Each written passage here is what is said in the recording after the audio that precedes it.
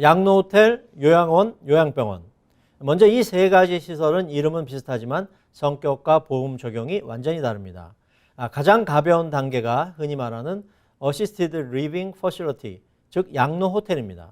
양로호텔은 병원이 아니라 주거시설에 가까운 것으로 혼자 생활은 가능하지만 약 복용 관리나 식사, 샤워, 옷 입기 같은 일상생활에 도움이 필요한 분들이 거주합니다. 간호인력이 있더라도 의료처치가 중심은 아니고 재활치료나 집중적인 간호를 받는 곳은 아닙니다. 그래서 양로호텔은 메디케어로는 전혀 커버되지 않습니다. 오리지널 메디케어든 메디케어 어드밴티지든 상관없이 거주비와 돌봄 비용은 전액 본인 부담입니다. 메디켈 역시 원칙적으로 일반적인 양로호텔 비용은 커버하지 않으며 극히 제한적인 케어나 특정 시설에서만 예외적으로 일부 지원이 가능한 경우가 있을 뿐 대부분은 개인 자산이나 장기 요양보험으로 충당하게 됩니다. 대안으로는 집에서 IHSS를 이용하거나 요양원을 이용할 수 있습니다. 그 다음이 널싱홈, 즉 요양원입니다. 요양원은 장기간 간호와 돌봄이 필요한 분들이 머무는 시설로 혼자 생활이 거의 어렵고 지속적인 관찰과 간호가 필요한 경우가 많습니다.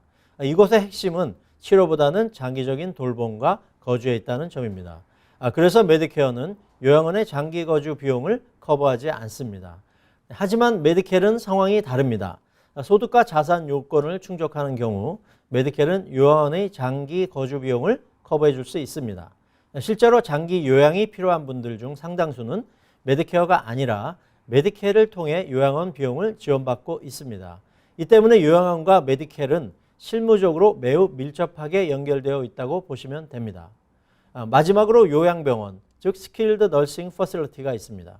요양병원은 병원 치료를 마친 뒤 바로 이어서 재활치료나 전문 간호가 필요한 경우에 단기간 이용하는 의료시설입니다. 예를 들어 큰 수술 후 걷기 재활이 필요하거나 뇌졸중 이후 집중적인 물리치료와 전문 간호가 필요한 경우가 여기에 해당됩니다. 이 요양병원은 조건을 충족하면 메디케어 파트 A로 커버가 됩니다. 단 반드시 급성병원에서 최소 3일 이상 정식 입원을 한 뒤 바로 옮겨가야 하고 의사가 전문 간호나 재활치료가 필요하다고 판단해야 합니다. 메디켈 자격이 안 되거나 없는 경우에는 비용 분담 메디켈, 쉐어 오브 코스트 메디켈을 신청하여 일부 금액을 제외한 나머지 금액을 정부로부터 지원받을 수 있습니다. 메디케어 커버리지를 정리해보면 오리지널 메디케어 기준으로 요양병원은 최대 100일까지 보장이 됩니다. 처음 20일은 본인 부담 없이 전액 커버되고 21일부터 100일까지는 하루당 정해진 본인 부담금이 발생합니다. 100일을 초과하면 그 이후 비용은 전액 본인 부담입니다.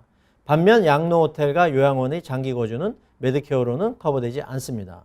메디케어 기준으로 다시 정리해보면 양로호텔은 원칙적으로 커버되지 않고 요양원은 장기 요양이 필요하다고 인정되면 메디케어로 커버가 가능합니다.